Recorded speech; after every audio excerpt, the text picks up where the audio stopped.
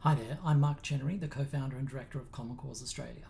When it comes to reducing ageism, the language we use can have a powerful effect on how people think about age, the process of aging, and older people.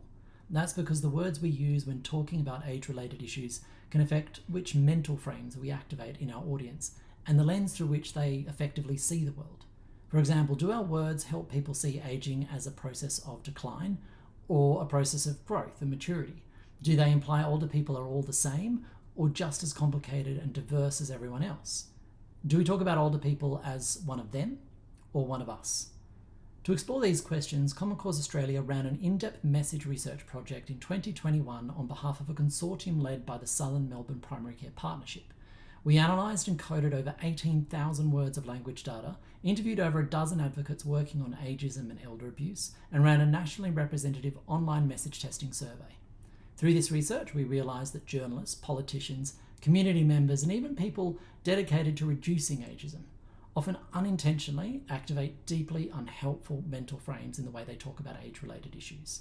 More importantly, we discovered a number of ways to reframe our language in ways that not only avoids these unhelpful frames, but actively reduces ageist attitudes and assumptions in our audiences. For example, some people working to address ageism assume that the best way to engage younger people in the issue is to point out that eventually, they'll be an older person too. But all this does is reinforce the idea that we should only care about others if it impacts us. Instead of appealing to these self-centered values, it's far more effective to appeal to people's altruistic and self-directed values. Another insight we found was that Australians are far more persuaded by messages that focus on the solution to ageism than those focused on the problem itself. Solution-focused messages are less likely to make people defensive and more likely to leave them feeling a sense of agency by telling them what they can do more of instead of what we want them to do less of.